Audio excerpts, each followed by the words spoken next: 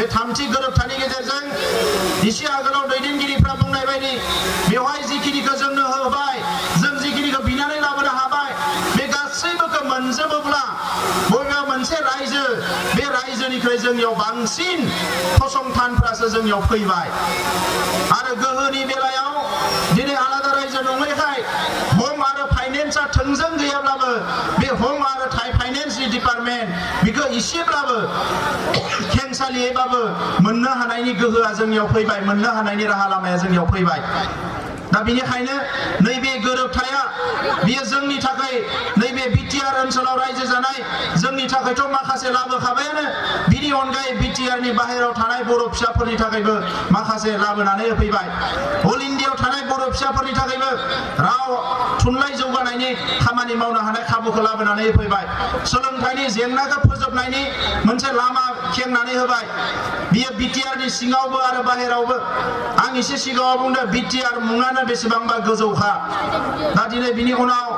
जोङो डिसिखौ जों बाहायनो मोनामोन दिनै जोंनि गभर्नमेन्टआ डिसिखौ बाहायनो हासिगोन एसपिनि सायाव जेबो बुंनो मोनामोन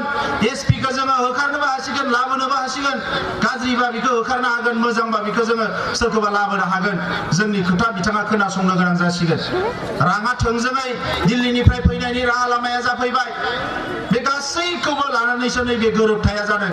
दा बेनिखायनो मानगोनां रायजोफोर जे दिनै जों बयबो हास्थायदों जे बे गोजोना अराय सम थानांगोन गोजोना थायोब्लासो जौगानाया जागोन मैया दाख्लैयो 20 तारिखआव मोनसे समाव बेल होनानै जेलनिफ्राय बरननानै बिथां रन्जन दैमारि बिथांखौबो सागान होनो थाखाय दिल्लीयाव गभर्नमेन्टआ लानानै थांबाय सागान होखांनानै बिथाङा न'आव थाफैबाय एसे गोबाव सम समाजजों थाबाय आरो नै दाख्लैबावै 20 तारिखआव बिथांखौ फिन जेलाव लानानै थांदों दा बेखौ लानानै ओइखालिनो हराव जोङो आसाम सरकारनि माखासे मन्थ्रिफोरखौ लोगो हमदों अफिसारफोरखौ लोगो हमदों आरो जों खावलायदों जे बे गोजोना अराय सम थानांगौनि थाखाय बिथांखौबो जेलनिफ्राय हगारफिननांगौ आरो बिथांल' नङा गोबां जोंनि दैदेनगिरिफ्रा जेलाव दङ गोबां जोंनि जोहोलावफ्रा जेलाव दङ बे गोरोबथायाव जिहेतु लिरनाय दंखायो जे बे गोरोबथानि गेजेरजों एनडिबिनि केडारफ्रा रिहेबिलिटेसन मोननांगौ मा अनसुंथाइ मोननांगौ बिथांमोना थांनानै थानो थाखाय आरो बेजों लोगोसे केसफ्राबो उइथड्र जानांगौ दा बेनिखायनो जों आरोबाव गभर्नमेन्टखौ खावलायगोन दिल्लीयाव थांनाबो खावलायनो नागिरदों जाहाथे बिथांखौ रिलिज होयो आरो बिथांजों लोगोसे माखासे दैदेनगिरिफोर जेलाव दङ बिथांमोनखौबो रिलिज होयो दा नैबे समाव मानगोनां रायजोफोर जोंनि खाथियाव गिदिर मोनसे खामानि फैबाय बेनो जाहैबाय बे सुक्तिखौ जे गोरोबथा जाबाय बेखौ मोगथाङाव महर होनाय आरो बेखौ मोगथाङाव महर होनांगौबा जोङो जेरैखि जाया आसामाव आरो दिल्लीयाव थानाय सरकारजों गोरोबनानै खामानि मावनो हानायनि मोनसे थासारिखौ दानांगोन जोङो सरकाराव गैयाब्ला जोङो बे थासारिखौ मोननो हानाय नङा मानोना दाख्लैबावै जों सरकारा सावरायदोंमोन मानोना जोङो सोमावसारगिरिमोन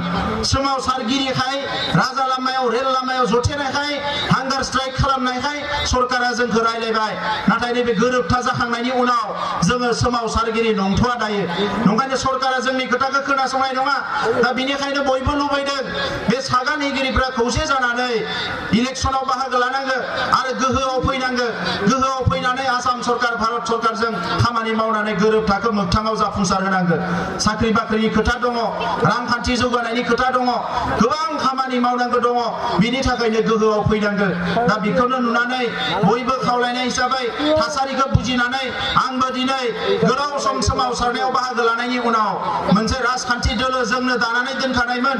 एनडिबि progressive people's joint action committee आरो जों दुलाराय बर' फरायसा आफादनि आं मोनसे समाव आफादगिरि थानाय समाव जों बयबो लोगो नांनानै बेखौ दादोंमोन जे हारिनि थाखाय खामानि मावनो आरो दिनै बे आफादावनो आंबो फैनानै बाहागो लाफैबाय जे दिनै जोंनि थांखिया बेनो गोजोनखौथ' जों गायसनखानांगोन नाथाय बेजों लोगोसे जौगानायखौ लाबोनांगोन राजा लामायाव रेल लामायाव सोमावसारनाया मोनसे हाबा बेजों जाथिखौ जोङो रैखाथि मोननो थाखाय माबा मोनसे हासिल खालामनो थाखाय खालामदों नाथाय एबार जोङो गोहोआव फैनानै जोंनि गोरिब गुद्रा आइ आफा रायजो राजाखौ जों नायनांगोन जोंनि रांखान्थिखौ थिग खालामनांगोन जोंनि समाजखौ थिग खालामनांगोन जों ओनसोल जाग्रा रायजो जाग्रा ओनसोलखौ जों जौगाहोनांगोन जोंनि मानसिफ्रा जोंनि राव थुनलाइ हारिमुखौ जौगाहोनायनि थाखाय खामानि मावनांगोन सोलोंथाइ जौगाहोनायनि खामानि मावनांगोन जोंनि लाइमोनफ्रा दिनै न' बां गारनानै गोबां गोजान गोजान जायगायाव थाहैदों न'फोरनि थासारिया गाज्रि जादों माखासे हाग्रायाव दङमोन दिनै न'आव फैगोन दा बे गासैखौबो लानानै मोनसे मोजां समाज दानो थाखाय राजखान्थिया मोजां जानांगोन दिनै राजखान्थिगिरिफ्रा जौ जुवाखौ बिथांमोना दिनै मावनो थाखाय जौ जुवाखौ माने बाहायनो थाखाय खाबु होयो बियो गाज्रि खोथा जौ जुवानिफ्राय गोजानाव फैनानै गोग्गो समाज दानांगोन अफिसारफ्रा मोजाङै खामानि मावनांगोन दिनै अफिसारफ्रा मोजाङै खामानि मावा सानथ्रोब हरथ्रोब अफिसाव जिरायनानै थायो रां होआबा खामानि मावा बिटिसि अफिसाव थाङोबा फाइल मोनसे बे टेबोलनिफ्राय बै टेबोलाव लांनांगौबा रां होआबानो खामानि मावा बेखौ गासैखौबो नुजोब्बाय लिडारफ्राबो अफिस खालामा दिनै बहाबा थाइलेन्ड आमेरिका बेरायहैबाय थायो जोंनि चिफ बिथाङाबो बहाबा क्रेसार मेसिनाव जिरायनानैसो सिलिगुरियाव थानानैसो फाइलफोरखौ सहि खालामो उदालगुरिनि मानसिफ्रा बाक्सानि मानसिफ्रा थांनानै फैनानै नागिरनानै मोना सानसे नङा साननै नङा साननै सानथाम नागिरबाबो मोना ओरै फैसा गैया मानसिफ्रा नागिरै नागिरै लिडारफोरखौ मोनैयाव आरो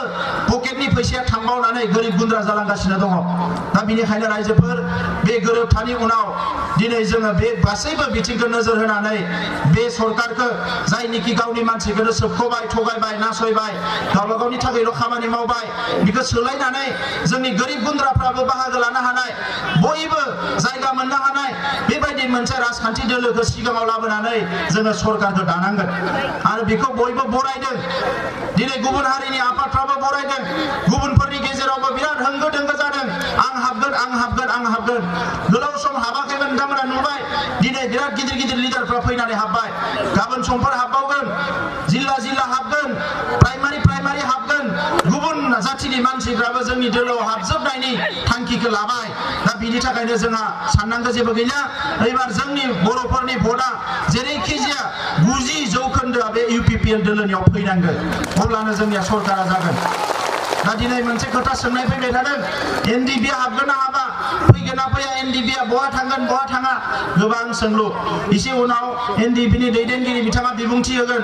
मैयाबो NDP प्रोग्रेसिभनि आफादगिरिया बेवहाय बिबुंथि होलांदों आरो बिथाङानो गावनि खुगाजों रोखा बुंगोन दिनै जों जेखौ बुजिदों NDP आ गोलाव सम सोमावसारनायाव बिथांमोना गोबां केडार दङ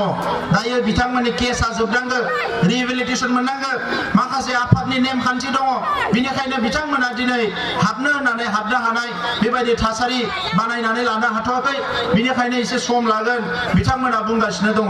नाथाय सोरबा सोरबाया दिनै जानो हागौ नोंथांमोनाबो नुखाबाय फेसबुक टुइटारफ्राव ओरै सरकारि लागोजोंबो लोगो लानानै दङ होननानै जों खोनादों दा खोथाया जाहैबाय मोननै जों लुबैदों खौसे सागानिगिरिफ्रा खौसे जानानै थांनानै सरकारनि गोहोखौ लानानै बै एकर्डखौ इमप्लिमेन्टेसन खालामनायजों लोगोसे हारि जौगानायनि खामानि मावनांगोन थांनाय समाव पुलिसजों बुजानाय गावथारजानाय बेसेबांबा न' बां सावजानाय गाख्रेबजानाय बैफोरखौ मोजां खालामनो थाखाय खौसे बाहागो लानांगोन मुंख्लं नखरफोरखौ जोंहा नायनांगोन गोबां खामानि दङ नाथाय नैबे समाव जाय बिथाङा दिनै मालाबा बुंदों गोरोबथाया मोजां मालाबा बुंदों गोरोबथाया गाज्रि बेबायदि मानसिजों थांनानै लोगो लाहैयोबा जों गावनि मावनाय खामानिखौनो नंखाय होननानैसो फोरमान खालामनाय जागोन दा बेनिखायनो आं बयखौबो खावलायदों जों खौसे थानांगो खौसे जुजिलांनांगो दिनै बिथांमोननियाव थाखा फैसा दङ एफा एनै गोहो दङ होननानै जोङो बिथांमोनजों सोफै खालामोबा जोंनि खामानि मावनाया थालांगोन मानोना बिथांमोननि एजेन्डायाव बेफोर खामानिखौ मावनायनि खुनु सिन्था गैया खालि दिल्ली दिसपुरनिफ्राय फैसा लाबोनांगो राननानै जानांगो बेल'सो बिसोरनि खामानिया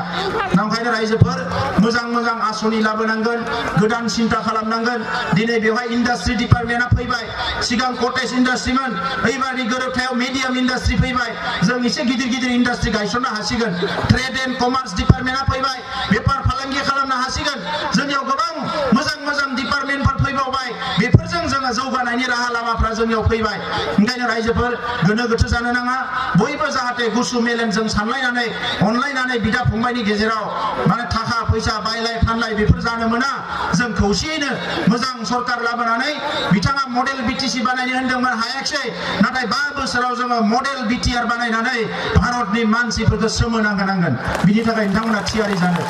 आं बेखिनिखौनो बुंबाय इयुनाव लोगो मोनबावगोन बिनिफ्राय थांफिननानै गावबा गावनि समस्थियाव मोजाङै खामानि मावदो गुबुन हारिफोरजोंबो लोगो लादो जोंनि मानसिफोरजोंबो लोगो लादो बयबो नेनानै दङ